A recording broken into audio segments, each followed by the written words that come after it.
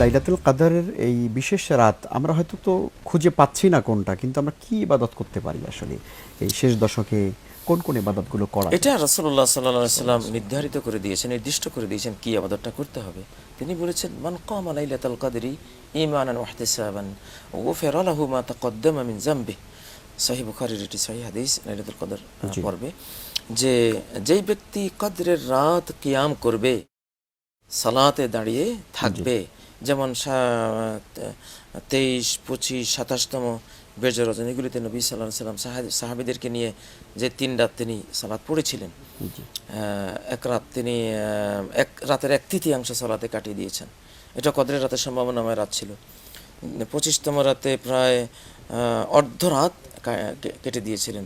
27তম রাতে একবারে 2/3 সুলুসাইল লাইল, একেবারে প্রায় ফজরের মনে হয় যেন সাহরি খাওয়ার সময় শেষ হয়ে যাবে, আসার পরে দাঁড়িয়েছেন মনে হয় যেন সাহরি খাওয়ার সময় শেষ হয়ে যাচ্ছে, এই সময় ছেড়েছেন। তো নবীজির তো রেখে যাওয়া সুন্নাহ হলো এটা যে সালাতের মধ্যে কোরআন আর সালাত এই দুটো যখন একসাথ হয় তো এর চেয়ে বড় ইবাদত তো আর কল্পনা করা যায় না। তো লম্বা কেরাত দিয়ে লম্বা সালাত পড়েছেন। যেমন আবু যার গিফারি, ইবনে মাসউদ, তাদের থেকে বর্ণনা এসেছে যে একদিন নবীজির পিছনে ইক্তেদা করলাম রাতের সালাতে। তিনি তো সূরা বাকারা শুরু করলেন, ওনারা ভেবেছেন হয়তো সূরা বাকারা শেষ করে রুকুতে যাবেন। সুবহানাল্লাহ, দেখা গেল 286 আয়াত পড়ে সূরা আলে ইমরান শুরু করলেন। তিনি ভাবলেন আল্লাহ হয়তো কিছু দূর পড়ে তারপর রুকুতে যাবেন। ও দেখা গেল পড়তে পড়তে পড়তে সেই 200 আয়াতের সূরা আলে ইমরান পুরা শেষ। আশা করলেন এবার বুঝি রুকুতে যাবেন। এবার শুরু করলেন সূরা নিসা, 176 আয়াত বিশিষ্ট পুরা সূরা নিসা শেষ করে তারপরে রুকুতে গেলেন।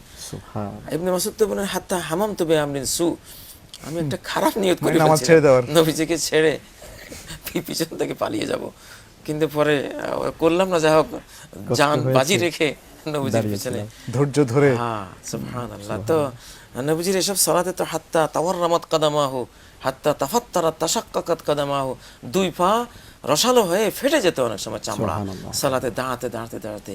তো মূলত কদরের রাতের সবচেয়ে মর্যাদাপূর্ণ ইবাদত হলো এটা, যে যত পারে। বাকি এখন আমরা তো এতটুকু হয়তো পারবো না, এই জন্য কতক্ষণ সালাত, কতক্ষণ কেরাত, কতক্ষণ ইস্তেগফার, বিভিন্ন আজকার, যার যা সাধ্যে কুলোয়।